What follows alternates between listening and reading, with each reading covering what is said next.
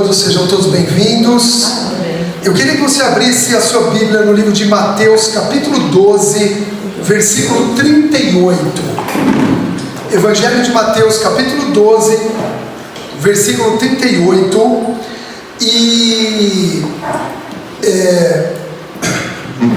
Hoje nós temos algumas comemorações nesse dia, né? Muitos estão comemorando o Halloween,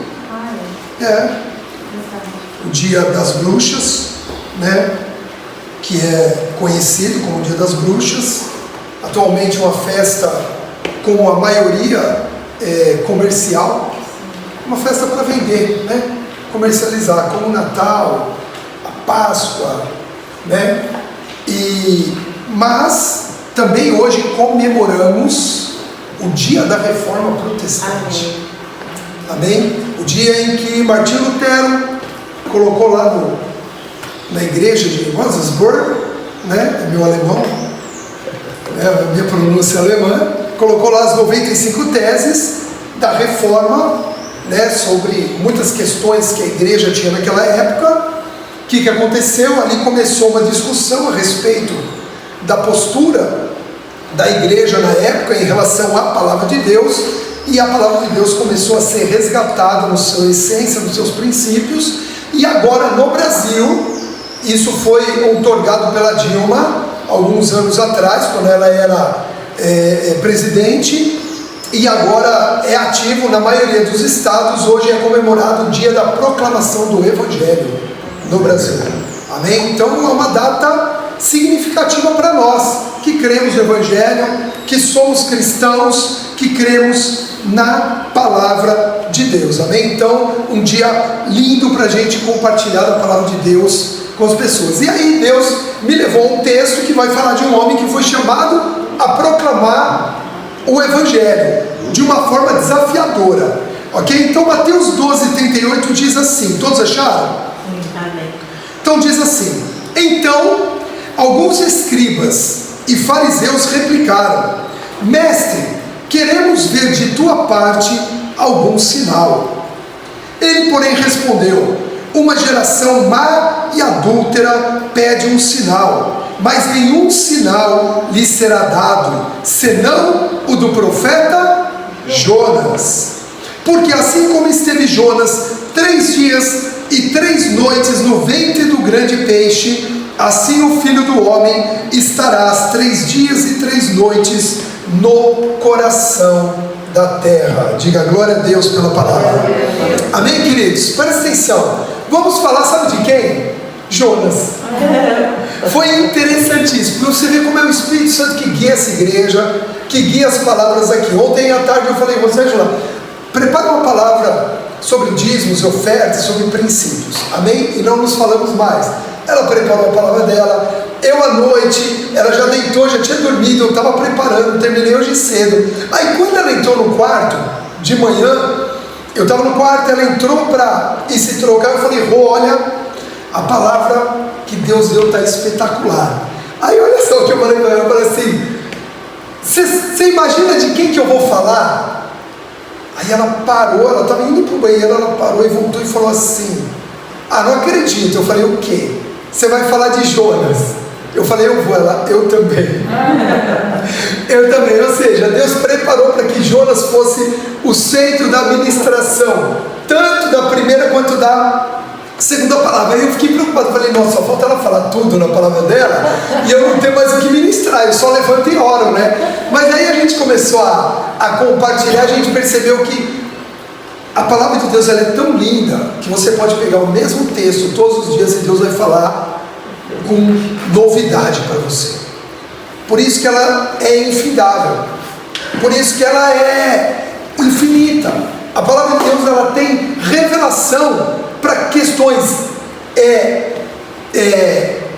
pessoais, como para ministrar para toda a igreja. Então, e foi interessante, porque eu percebi assim que era o que Deus queria falar. Quando ela disse que ia falar a respeito de Jonas, é aquela confirmação. Sabe quem prega? Às vezes você fica: meu Deus, será que eu estou falando algo que Deus quer que eu fale?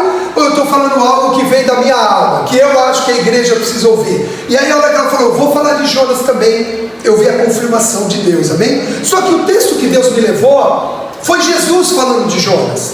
Jonas é citado 3 vezes na Bíblia. No livro dele, o livro de Jonas, que a Rosângela leu um pedaço, nesse Evangelho de Jesus, e também no livro de 2 Reis, quando eles dizem a respeito da profecia de Jonas sobre o que aconteceria em Nínive. Bom, Jonas, ele recebe da parte de Deus a oportunidade de fazer algo grande. Amém? Todos nós que caminhamos com Jesus temos da parte de Deus a oportunidade de fazer algo grande, de fazer algo que realmente faça a diferença. Talvez você já me ouviram outras vezes falando, olha, que nós fomos chamados para fazer a diferença. E às vezes pode falar, pô, mas o pastor Carlos Henrique está repetindo isso, por quê? Sabe por quê, queridos? Porque é muito ruim, e eu tenho visto pessoas chegarem no final da vida, entre aspas, entende o que eu estou falando? No final da vida é a velhice, já é o processo natural dessa vida aqui, e elas olharem para trás e ver que a vida delas passou e elas não produziram algo significativo. Elas simplesmente foram sendo levadas pelo estilo de vida que aí fora as pessoas mostram de forma muito clara, que é um estilo de vida até muito egoísta, né? Onde você trabalha apenas pelos teus sonhos, trabalha apenas pelo que a Rosângela até falou um pouquinho, né? Busca muito só aquilo que lhe agrada, aquilo que gosta, aquilo que... E eu quero te dizer que quem tem mais prazer que você viva o que você gosta é Deus. Ele, como um pai, quer ver você feliz, suprido, abençoado, vivendo o que gosta, ou usufruindo de coisas que você gosta. Mas Ele também quer que através da tua vida algo relevante seja feito, algo realmente que mude a história, que fique marcado, que fique como um legado para as outras gerações. Ele tem esse propósito nas nossas vidas, e tinha também para Jonas, e a gente percebe que para Jonas o propósito era grande, porque ele diz assim: Jonas, dispõe-te agora nós estamos indo para o livro de Jonas, e vai à grande cidade de Nínive. Então Jonas estava sendo levado a um lugar grande, e era grande mesmo. Nínive era a capital da Síria na época, na região da Mesopotâmia, ali ao lado da Babilônia. Eram grandes cidades, Babilônia, Nínive, cidades proeminentes daquela época. E a Bíblia diz que Nínive começou a praticar tanta maldade, que Deus envia Jonas para aquela cidade e diz o seguinte: vai lá e avisa que em 40 dias Nínive vai desaparecer, vão todos sucumbir. E você sabe que isso já tinha acontecido em outros lugares também. Sodoma e Gomorra passou por isso, no tempo do dilúvio, histórias que todos os povos conheciam, do juízo de Deus sobre o pecado. Não era sobre o pecador, mas era sobre o pecado. Porém, quando o pecador não se arrepende, ele vive esse juízo junto ao pecado. Aí está o detalhe. E aí Jonas recebe essa incumbência grande na época, desafiadora, difícil, mas dado por Deus. E Deus vai nos desafiar sempre a realizarmos coisas, e coisas grandes.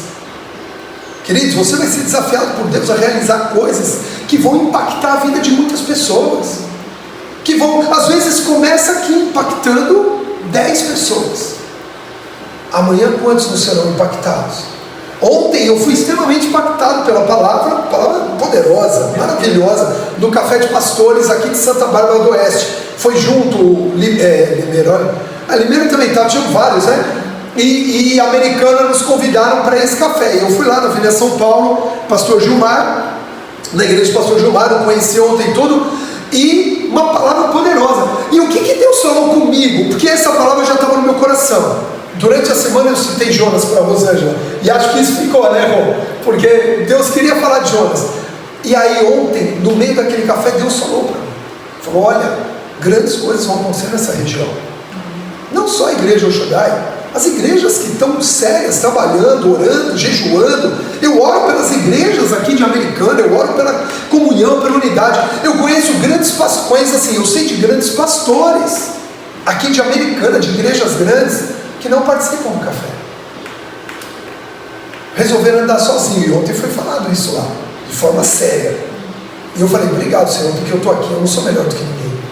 Eu posso ser mais um aqui junto, mais um no sentido de soma. Ninguém é mais um, todo mundo é único para Deus. Mas nós podemos ser mais um no sentido de somar, de agregar. E aí a gente potencializa a possibilidade de fazer grandes coisas. E aí Deus chama Jonas e diz assim: Jonas, vai a Nínive, a grande cidade de Nínive, e avisa que o tempo deles vai acabar. Chegou o tempo para eles. O pecado lá está muito grande. E aí o que acontece? Você sabe a história? Jonas não vai, ele foge de Deus. E nós deixamos de empreender muitas coisas grandes que podemos empreender na vida, que podemos gerar, que podemos deixar como uma herança, como um legado para os nossos filhos, para as futuras gerações, por alguns motivos. Primeiro, presta atenção, porque essa palavra vai nos ensinar muito, mas também vai esclarecer algo poderoso. Queremos muitas vezes fazer apenas aquilo que nos agrada. Deixa eu falar uma coisa para vocês. Nínive, que era na região ali da Babilônia, imagine hoje, vou fazer assim, gente, eu quero levar vocês todos numa viagem junto comigo. Quantos querem viajar, pastor? Ok, nós vamos para o Iraque. É, sério, pastor? Para o Iraque? Não, estou brincando, nós vamos para Barcelona, na Espanha. Quem quer? Opa, eu quero. Foi o que Jonas fez. Nínive hoje é o Iraque. Tarsis, para onde ele fugiu, é a Espanha, é Barcelona, é Ibiza. Você está percebendo como é a nossa alma? A gente prefere, lógico, a Espanha do que o Iraque, porque o Iraque é desafiador. E por Iraque, e olha que eu nem te chamei para pregar o evangelho, só para passear. Vocês estão compreendendo? Tem um vídeo desses cristãos, assim, como se fosse stand-up tal, do menino que ele vai para o pastor e fala: pastor, eu tive um sonho, Deus falou que agora eu sou apóstolo. Aí o pastor falou: Deus falou isso para você? É, Deus falou, agora eu sou apóstolo. Aí ele falou que você vai pregar, vou. Onde você vai pregar? Na Disneylândia, na Disney, né? Em Orlando. Ele falou: é Orlando, Deus não falou sobre o Oriente Médio? Não. Deus não falou sobre a África? Não. Deus falou onde? Orlando. É lógico, né? Era uma piada, assim, o cara se autoproclamou apóstolo e o foco dele era Orlando. Lógico, precisa pregar o evangelho em Orlando. As pessoas de Orlando não vão para o inferno, só precisa pregar o evangelho. Mas eu estou brincando por quê? Porque é lógico que é muito mais agradável para a alma eu ir para Orlando do que eu ir para o Iraque, do que eu ir para o Afeganistão, do que eu ir para algum país africano, ou até mesmo alguma região aqui no Brasil, menos favorável. Como nós temos aqui o apóstolo José Maria, aqui de Santa Bárbara do Oeste, que ele implantou mais de 100 igrejas no Nordeste brasileiro, mas no sertão nordestino, não é no litoral nordestino, mais de 100 igrejas, chamado de Deus para a vida dele, e ele disse sim, e Deus o tem abençoado, ele está deixando um legado lá. Mas muitas vezes nós queremos apenas a Espanha, não queremos o Iraque, e isso pode estar nos impedindo de fazer algo relevante para o Senhor. Então são, por exemplo, negócios assim: eu quero ter meu próprio negócio, mas eu não gosto de vender. Vender eu não gosto. Queridos, tudo bem, você pode até não gostar, mas se precisar você tem que vender. Essa é a questão. Não é o que você gosta, é o que precisa fazer. Quando nós começamos, nem tudo que a gente faz só o que a gente gosta. A gente faz o que é preciso ser feito. Então são frases, por exemplo assim: olha, eu quero ajudar na igreja, mas eu só gosto do louvor. Então se for para louvar, pode me chamar. Se não for, não me chama. Vocês estão compreendendo, usando assim, né? Eu não gosto de fazer célula. Eu ajudo no que for, eu varro a igreja, eu carrego cadeira, eu pinto a igreja, mas eu não quero fazer célula. Eu estou dando exemplos do nosso dia a dia para ficar mais claro, mas muitas vezes essa é a resposta da nossa alma para algo grande que Deus quer empreender através das nossas vidas. Eu gosto de fazer musculação, mas eu não gosto de correr. Aí o cara tem estafa nos músculos porque não treina o cardio, o coração, não treina o condicionamento físico. Então ele faz só o que ele gosta, não faz o que precisa, e isso pode dar o quê? Um resultado negativo. Tem um casal que eu conheço que antes de casar, a noiva colocou uma cláusula no casamento. Se é que casamento você pode colocar cláusulas, né? Ela colocou a seguinte cláusula: eu não gosto de passar roupa. Então, se você quiser casar comigo, saiba que eu não vou passar roupa. Ok, ela pode não gostar, ninguém é obrigado a gostar de passar roupa. Não é obrigado. Mas sabe o que já subjugou o marido dela? Situações em que ele não tinha condições de chamar uma passadeira e as roupas ficaram acumuladas dentro de casa, porque ela colocou a cláusula de que ela não gosta, então ela não passa roupa.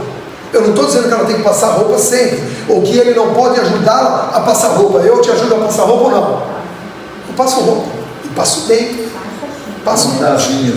Oi? Pode mandar. E eu vou te falar, eu aprendi uma coisa com Jesus, eu vou compartilhar algo. Eu não faço nada, Rosângela, eu não estou falando de mim, é um testemunho, tá? Não estou falando, não estou me exaltando, não é isso, é um testemunho. Rosângela, que ela conte então. O que é que eu faço emburrado? Nada. Tem que passar roupa? Vamos passar roupa. Aí sabe o que eu faço? É estratégia. Eu ligo o YouTube, coloco nos vídeos que eu já, toda hora eu preciso assistir um vídeo sobre isso, eu estudo muito. Aí eu assisti a história do cristianismo inteira, passando roupa. Esvaziei o guarda-roupa, foi ou não foi? Esvaziei passando roupa, porque precisava ajudar. Mas cara, dizer que você gosta de passar. Não é que eu gosto, mas eu aprendo a gostar daquilo que é necessário que seja feito. Isso muda tudo. Então se precisa lavar a louça, vai lavar a louça. Se precisa passar roupa, vai passar roupa. Ela criou um problema dentro do casamento dela, porque ela se negou a fazer algo que ela não gosta. E queridos, tem coisas que a gente não gosta, mas que é preciso. E as pessoas que empreendem grandes projetos na vida aprendem a fazer o que não gostam. Aprendem a romper o que não gostam. Vão para o Iraque quando tem que ir para o Iraque. Não vão só para a Espanha, porque às vezes a Espanha é só uma fuga e não vai produzir o resultado que é para produzir. Quando vocês estão entendendo? Amém? Então a primeira coisa que impede você criar grandes projetos, empreender grandes coisas, é esse: queremos fazer apenas aquilo que nos agrada. Segundo, arrumamos argumentos para fugir do que não gostamos. Queridos, Nínive não era um povo crente, não conhecia Deus, não conhecia, então era ruim para Jonas ir lá fazer o que Deus pediu para ele. Não era uma coisa simples, não era uma coisa fácil, era uma coisa difícil, mas Deus pediu. Deus chamou Jonas com aquele propósito.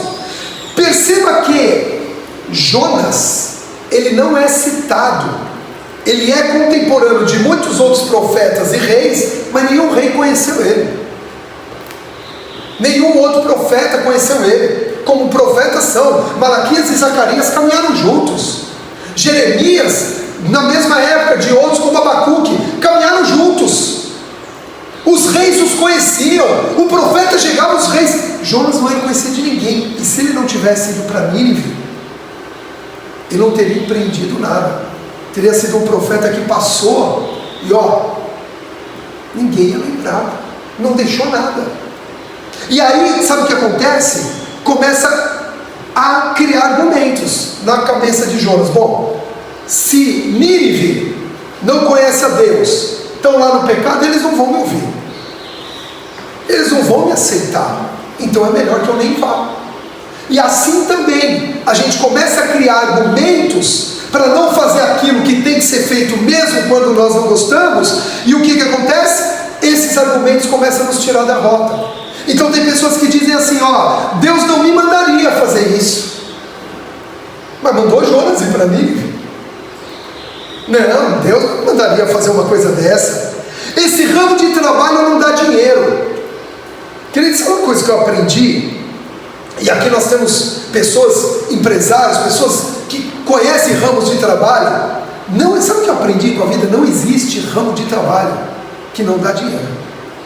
Tem gente que é milionária mexendo com lixo. Pois é. Eu tinha um amigo meu lá em São Paulo que trabalhava, o cara simplesmente comprava terra para depósito de lixo, só para isso. E o cara ganhava muito dinheiro. E os caminhões para entrar pagavam taxa. E não sei o que para derrubar o lixo pagava taxa. E não sei o que para o lixo. E pagava taxa. Queridos, se com lixo, entende o que eu estou falando? Dá para ganhar dinheiro, qualquer ramo você consegue prosperar. A questão é o que está dentro de nós. Então fala assim, esse ramo de trabalho não dá dinheiro. Outros dizem assim, minha família é dura de coração, por isso que eu não falo de Jesus para eles. São argumentos que a gente vai criando para não ter que enfrentar a Nínive, para não ter que enfrentar o nosso Nínive. Qual é o Nínive? Qual é o Nínive que Deus está nos enviando? Qual é o Nínive que Deus está nos mostrando? Né? Minha casa é pequena demais para fazer uma célula. Se a casa fosse o tamanho da casa do pastor, tudo bem, lá dá para fazer célula. Minha casa é pequenininha, não dá. Queridos, a gente já fez células dentro de comunidade em São Paulo, de 2 cômodos, banheiro e quarto, que era também cozinha, sala, e que morava a família com 7 pessoas. E nós começamos uma célula lá, e nós ganhamos vidas lá, e nós abençoamos aquela comunidade lá, e aquela família prosperou naquele lugar, e saiu daquele lugar. Saiu, queridos, milagres que só Deus faz. Mas aonde? A igreja da Praia Grande cresceu num quarto e banheiro. Começou. Então, são argumentos que a gente vai criando. Ou, por exemplo, o que é fato? Eu já estou velho demais para começar algo novo. Meu tempo já passou. Eu não tenho mais a mesma força. Você pode não ter a mesma força, mas você tem muito mais sabedoria do que você tinha antes.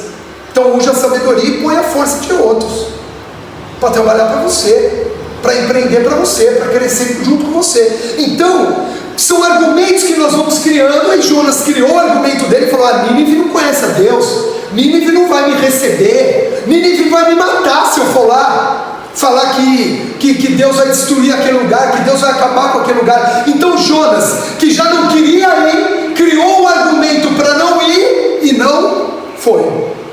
E às vezes, porque nós não queremos passar por determinada situação, não queremos fazer determinada coisa, nós criamos um argumento e acabamos não fazendo. E acabamos perdendo a oportunidade. E aí, por último, aqui, dentro desses 3 princípios que podem impedir a gente de construir, de edificar algo grande, usamos de alguns subterfúgios para nos esconder de nós mesmos. Então Jonas, primeiro, não se agradou de ir para Nínive. Não gosto de Nínive, não quero ir para Nínive. Segundo, criou um argumento para não ir, ou seja, eles não vão aceitar a palavra de Deus, eles não conhecem a Deus. E terceiro, achou uma saída para se esconder. A Bíblia diz que ele foi até Jope, lá tinha um barco saindo para a Espanha, para Tarsis, na época Tarsis, e ele entra nesse barco. E a Bíblia diz que ele desce para o porão do barco, deita e dorme. O que acontece? Vem uma grande tempestade gerada por Deus para sacudir Jonas. E aquilo começou a sacudir aquele barco, e começou a ficar num nível que não tinha mais saída. O barco ia afundar.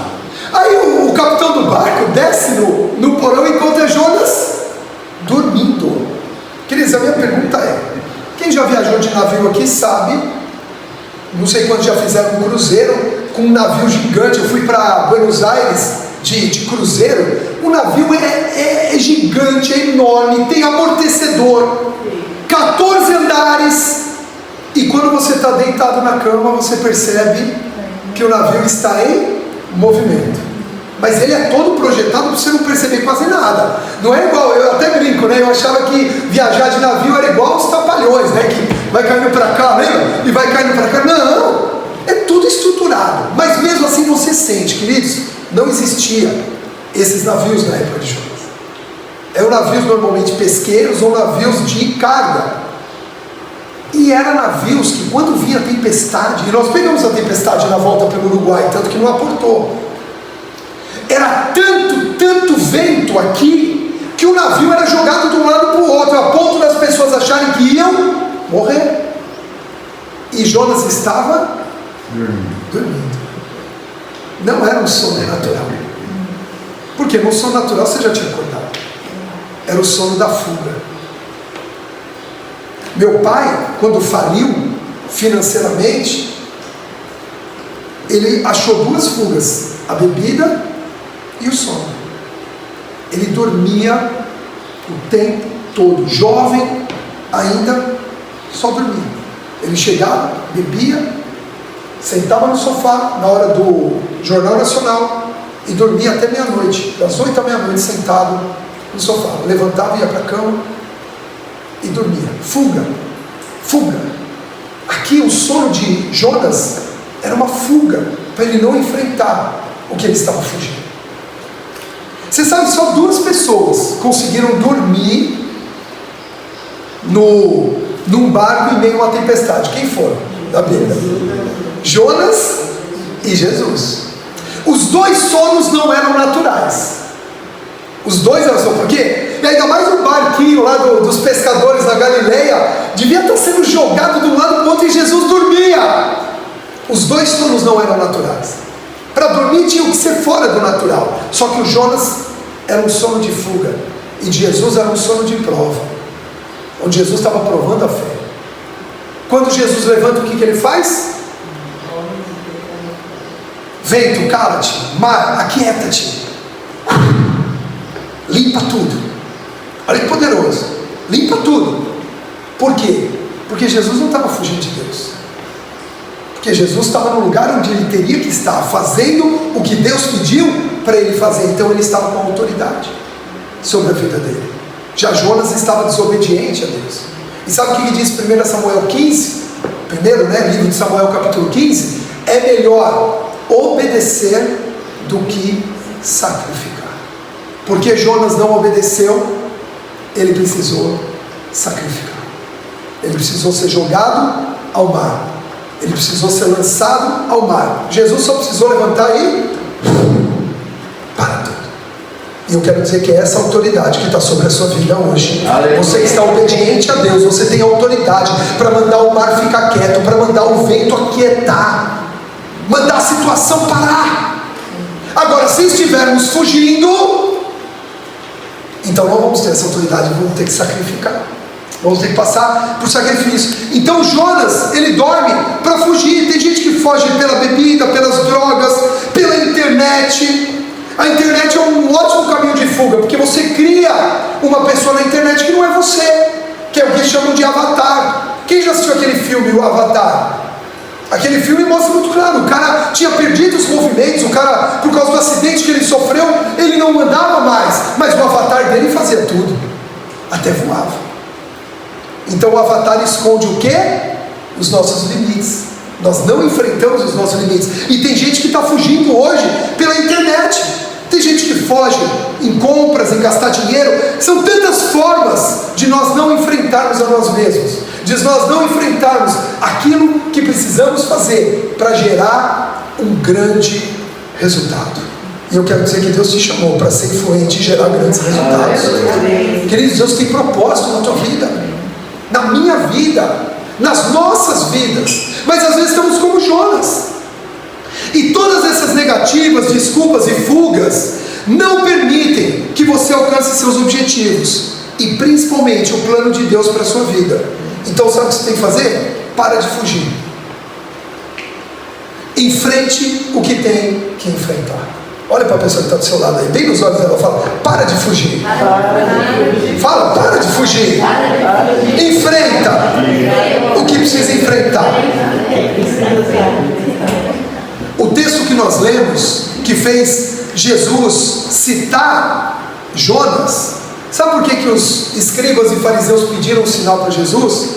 Porque eles tinham sido acabados de ser confrontados por Jesus. Se você ler o texto um pouquinho antes, Jesus diz assim: olha, pode uma árvore má dar bons frutos?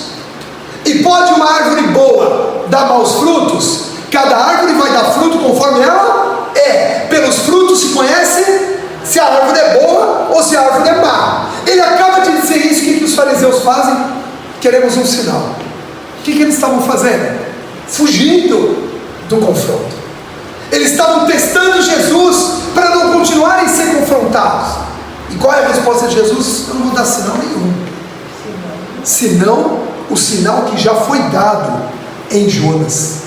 Queridos, Jonas tentou fugir, ele tentou se esconder, mas o caminho foi se estreitando. Veio a tempestade, aí Jonas falou quem ele é, aí Jonas quieto, aí lançaram sortes no barco, caiu sobre Jonas, o problema era Jonas, foi estreitando. Toda aquela correria, e aí vem o que a Rosângela falou: se Jonas tivesse só obedecido lá no começo, tudo isso teria sido evitado. Queridos, a gente pode evitar muitas coisas nas nossas vidas, se simplesmente escolhermos o caminho da obediência a Deus, da obediência aos princípios de Deus, porque acabou de ser falado, é melhor obedecer do que sacrificar, e às vezes a gente está sacrificando muito, porque não quer obedecer. Deixa eu falar uma coisa, enquanto a gente olha para nós, foca só em nós mesmos, a gente acaba sacrificando muita coisa que está ao nosso redor. Uma pessoa, que gasta os rendimentos da sua família em vícios, jogos ou qualquer outra coisa, e isso acaba gerando falta de recursos, sacrifica a família inteira.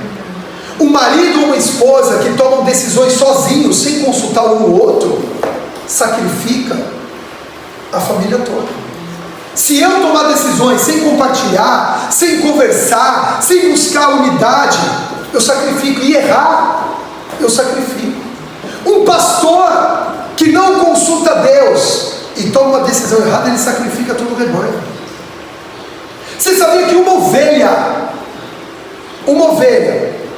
que toma a decisão dela de caminhar sozinha, de não caminhar no rebanho, ela sacrifica o rebanho todo? Sério, pastor, mas não é a decisão só dela? Sim, mas sabe o que diz a parábola da ovelha perdida? Que o pastor tem que deixar 99 para ir atrás daquela que se desgarrou. Então está sacrificando o rebanho. Jonas estava sacrificando um navio inteiro, homens que não tinham nada a ver com aquilo, por causa de uma decisão que ele tomou, em fazer do seu próprio jeito, em fazer da sua própria vontade. Deus está dizendo aqui nessa manhã: pare de fugir do que eu te chamei. Não é verdade? Jonas, a Bíblia diz que ele foi lançado no mar. A Rosângela até exemplificou. Eu vou piorar um pouquinho a situação, tá? Porque a Bíblia, se você não lê ela de forma realista, você acaba romantizando muita coisa que está na Bíblia.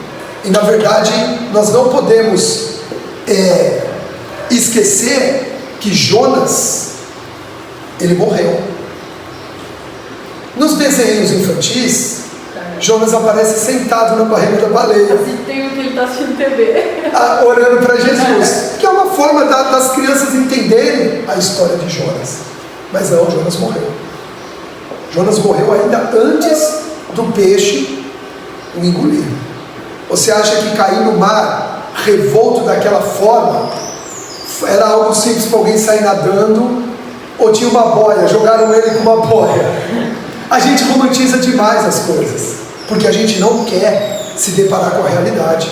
É igual a história, o dia que eu preguei no meu estudo bíblico, no meu curso bíblico, sobre o livro de Esther, a mulherada quase desistiu do curso, porque achavam que Esther e Assuero, o rei Assuero, eram apaixonados uns pelos outros. Desculpa, gente, Esther era amante de Assuero, era uma das concubinas, nem morava com ele. Para entrar na presença dele tinha que pedir permissão. Não teve aquele que passou na novela da televisão, os dois, um apaixonado, não tinha. Ele a achou a mais bela e sábia entre as mulheres, mas ela não deixou de ser uma amante, como ele tinha tantas outras, e só a chamava quando ele queria ter relação sexual com ela, só isso. Não tinha outro tipo de relacionamento. Mas a gente às vezes, como a gente não quer se deparar com essa realidade, a gente faz o que? A gente romantiza. E aí a gente romantiza Jonas caindo no mar, aí vindo uma baleia daquelas redondinhas, bonitinha, abrindo a boca, ele subindo pela língua e sentando na barriga da baleia e ficando jogando carta lá com os outros peixes. Enquanto não passavam os 3 dias, não, Jonas morre afogado, e está escrito na Bíblia, eu vou ler para vocês. A gente tem que ler a Bíblia como ela está escrita. E aí Deus envia, não é uma baleia, meu amor, me perdoa, é um grande peixe. Se fosse uma baleia, falaria um grande mamífero. Não é verdade? É que a gente também fala com a musiquinha infantil. Também por causa da musiquinha, né? Um grande peixe vem e engole Jonas. E protege Jonas. Por que aquele grande peixe engole Jonas? Para que ele não seja comido pelos outros animais marinhos. Porque ele morreu. Ele morre afogado e aquele peixe o engole. Olha o que diz em Jonas 1:17. Deparou o Senhor um grande peixe para que o tragasse, e esteve Jonas 3 dias e 3 noites no ventre do peixe. Agora veja o que diz Jonas 2:6, quando ele está orando a Deus. Eu já vou explicar. Ele diz assim: desci até os fundamentos dos montes, desci até a terra, cujos ferrolhos se correram sobre mim para sempre. Contudo, fizeste o Senhor que eu subisse da sepultura de volta à vida, ó Senhor meu Deus. Então Jonas morre, Deus envia um peixe para que o engula, ele fica 3 dias e 3 noites morto. E por que a gente sabe isso? Porque Jesus disse que esse seria o sinal de que, assim como Jonas 3 dias e 3 noites ficaria morto dentro do peixe, Jesus ficaria 3 dias e 3 noites dentro de uma sepultura. Amém? E aí a Bíblia diz que depois desses 3 dias e 3 noites, Jonas ressuscita. Você imagina para Jonas o que foi ressuscitar e ver que ele estava, aonde ele estava? Dentro da Bíblia. O que eu estou fazendo aqui? Gente, outra coisa, o peixe não é oco. Não é o barril do Chaves, gente. Não é o barril do Chaves, que o Chaves entra e depois o desenho mostra, né? A casa do Snoopy. Não é assim? A casa do Snoopy é aquela casinha e depois você olha lá dentro, tem televisão, tem, né, uma mansão. Não é, gente. Ele estava ali encolhido, apertado entre os olhos, dentro de um estômago, dentro do ventre. E aí a Bíblia diz que ali ele percebe de que era para ele estar morto, e ele está vivo. E aí que ele ora, e aí que ele faz o voto a Deus, e aí que ele crê: se eu ressuscitei, então é porque Deus ainda tem projeto na minha vida, então eu vou sair daqui. Isso explica aonde veio a fé de Jonas, para ele sair dali. Ele falou: então se eu vou sair daqui, mesmo antes de sair, eu planto a minha semente de fé. Queridos, não tem fé sem atitude, não tem fé sem postura, não tem fé sem uma atitude. Não adianta você virar para mim, ou eu virar para você e dizer: eu sou um grande homem de fé. Então mostra, diz Tiago, as suas obras de fé. Amém? E aí a Bíblia diz que o peixe cospe em Jonas, e Jonas vai até Nínive, prega a palavra, toda Nínive se converte, e o nome de Jonas é perpetuado, fica como um legado, fica como uma herança para mim e para você.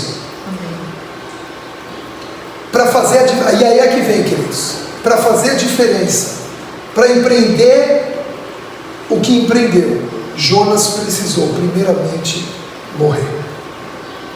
E só se nós morrermos, só se eu e você morrermos, é que nós vamos poder empreender grandes coisas. Enquanto a gente ficar nas pequenas, isso eu não gosto de fazer, isso eu não quero fazer, isso não me agrada, eu só faço se for assim. Enquanto eu ficar, eu não faço porque o outro X, eu não faço porque o outro Y, eu não faço porque o outro, que foram os 3 tópicos que a gente leu. Enquanto eu ficar fugindo, dormindo, me escondendo e não enfrentar o que eu tiver que enfrentar, eu não vou empreender. Então eu preciso morrer para essas coisas.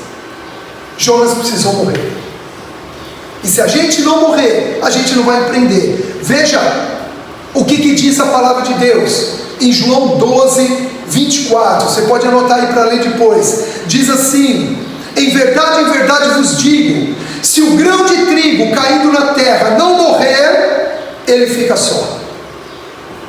E Jonas estava trilhando um caminho de solidão. Ele estava fugindo. Ele ia ficar só até em relação a Deus. Ele ia ficar sozinho, porque ele tinha escolhido fugir. Então diz: se o grão de trigo caindo na terra não morrer, ele fica só, mas se morrer, produz muito fruto. Versículo 25: quem ama a sua vida, perde-a, mas aquele que odeia a sua vida neste mundo, preservá-la para a vida eterna. Se alguém me serve, siga-me, e onde eu estou, ali ele estará também. E se alguém me servir, o Pai o honrará. O que Jonas foi em Nínive? Honrado. A Bíblia diz que ele começa a pregar para a população, e a população começa a se arrepender. Aí o rei chama. E queridos, como eu já comentei aqui por outras vezes, por estilo daquela época, por conduta daquela época, o rei mandava matar, ou o rei jogava no calabouço e era prisão perpétua, não tinha discussão com o rei. A Bíblia diz que Jonas é chamado até a presença do rei e prega para o rei, e aí o rei se arrepende e libera um decreto de que todos em Nínive deveriam se despir das suas vestes, colocar pano de saco, que era uma prática comum no Oriente, para demonstrar que você estava ali arrependido, se fazendo humilde. E ele mesmo se veste de pano de saco, e toda Nínive se arrepende. E Deus, a Bíblia diz, também se arrepende do mal que iria acontecer naquele lugar, e Nínive é preservada. Olha que coisa linda, olha que resultado. Deus honrou a Jonas, mesmo Jonas errando a primeira vez, deu uma nova oportunidade, o ressurgiu. Jonas precisou morrer. E tem situações na nossa vida que, se a gente ainda não morrer, aqueles achismos, aqueles altos conceitos, aqueles preconceitos que ainda existem em nós e que fica falando na nossa mente: se for assim não dá, se for assim não funciona, se for assim não prospera, se for assim não acontece. Deixa eu te falar uma coisa: se Deus estiver na obra, acontece de qualquer jeito. Amém. Amém. Você crê nisso mesmo? Amém. Então, se Deus está, acontece. A gente tem que parar de ficar criando argumentos e dificuldades para fazer o que Deus está pedindo que nós façamos, seja na nossa vida pessoal, familiar, financeira, profissional, ministerial, no nosso chamado. Deus está nos chamando, e aquilo que Ele vai nos mandar fazer, se a gente obedecer, o Pai nos honrará. O Pai nos honrará. É Deus que nos honra. Amém? Jonas foi honrado por Deus quando se arrependeu e obedeceu.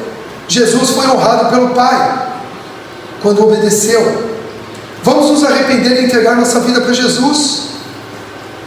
Faremos obras relevantes.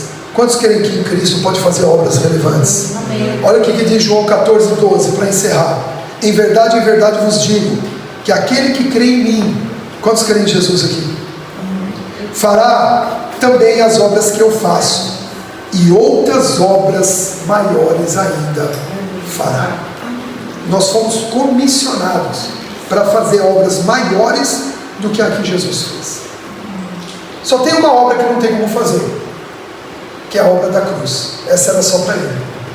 Ninguém mais precisa morrer na cruz. Por isso que a palavra diz: você não precisa sacrificar, você precisa obedecer. O sacrifício já foi feito, mas nós precisamos morrer morrer um pouquinho mais. Essa palavra ela inaugura agora em novembro, os 4 cultos de novembro. Nós vamos ver uma série que Deus já colocou no meu coração, uma série de palavras que vai falar sobre fechar as pendências nas nossas vidas. Área familiar, alma, questões profissionais, pendências que a gente vai deixando, saúde. Ela não cuidar desse pequeno colesterol que deu alterado é uma pendência que amanhã vai ser cobrado. Toda pendência vai ser cobrada um dia. Tudo que está pendente precisa ser. E aí nós vamos preparar, queridos, o ano de 2022. Deus olha lá na frente. A gente tem a tendência de ficar aqui se debatendo no dia. Sabe o que Jesus disse? Fica tranquilo em relação ao dia. Cada dia já tem o seu próprio mal. Calma, não fica ansioso. Se prepare.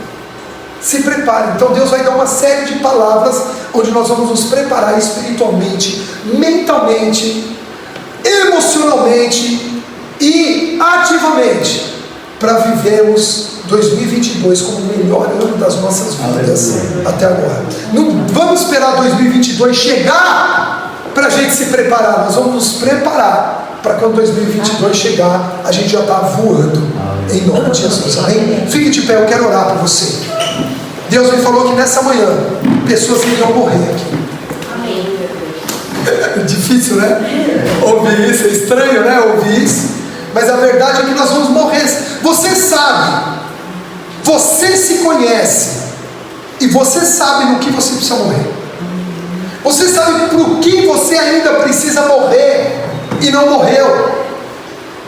Aquilo que ainda na sua vida está impedindo de grandes realizações, tanto para que você seja pleno, quanto para que o nome do Senhor seja glorificado. Por isso Deus te trouxe aqui nessa manhã e está dizendo ao teu coração: morra, porque aquele que quiser preservar a sua vida vai perdê-la, mas aquele que a entregar por minha causa vai recebê-la não só aqui, mas para a eternidade. Jesus ficou 3 dias e 3 noites. A Bíblia diz que no centro da terra, para que ao terceiro dia ressuscitasse e nos resgatasse. Às vezes não ressuscitamos, às vezes estamos ainda dormindo e não permitimos passar por situações que a princípio não parecem agradáveis, mas quando a enfrentamos é o caminho para que o Pai nos honre. Jonas foi honrado só quando trilhou o caminho que Deus propôs diante dele. Pai, em nome do Senhor Jesus, nós entregamos aqui nessa manhã, Pai, diante de Ti, a nossa vida, o nosso coração, a nossa mente, a nossa alma. Queremos derramar diante do Teu altar tudo que temos e que somos, porque hoje entendemos que nada temos e nem somos se não for pelo Teu intermédio. Por isso, Pai, abençoa agora os Teus filhos que aqui estão, para que no entendimento espiritual todos aqui possam morrer. O Teu próprio apóstolo Paulo disse: para mim o viver é Cristo e o morrer é lucro. Ele dizia de morrer para si mesmo, ele dizia de morrer para os objetivos pessoais e viver o plano perfeito do Senhor em sua vida. E eu quero declarar que o Senhor está agora estabelecendo um plano perfeito sobre a vida de cada um dos Teus filhos aqui, sobre cada família, sobre cada projeto pessoal, familiar, profissional, ministerial. Pararemos, Senhor, com as pequenas coisas, de ficar rejeitando: ah, isso eu não gosto, com esse discurso tão medíocre, Senhor, de só fazer o que agrada, quando o Senhor quer apenas que enfrentemos aquilo que parece não ser agradável, mas que vai nos levar, Senhor, à Tua vontade, que é perfeita, que é boa e que é agradável.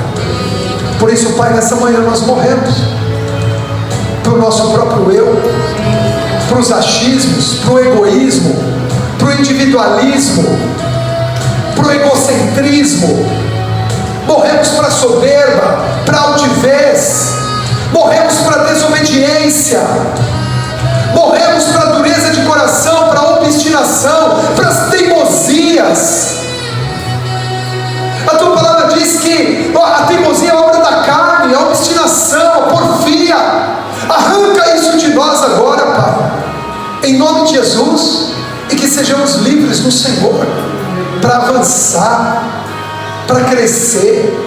Se há algo dentro de nós, Pai, que ainda nos oprime com a baixa autoestima, com traumas, com medos, arranca tudo isso agora e nos dá a fé para crermos de que se o Senhor nos chamou, é porque este é o caminho.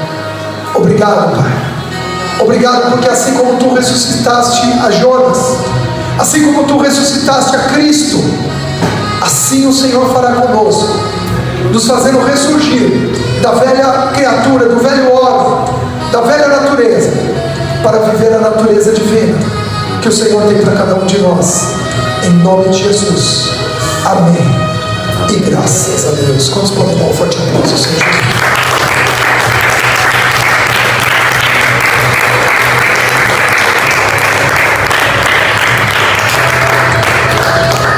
Que o amor do Deus Pai, que a graça do Senhor Jesus, que as consolações do Espírito Santo de Deus seja sobre a sua vida hoje e eternamente, em nome de Jesus. Uma semana espetacular. Que Deus abra portas, desembarace caminhos, revele aquilo que está em oculto e te dê forças para lutar e para continuar, em nome de Jesus. Amém e graças a Deus. Só quem recebe, diga: eu recebo.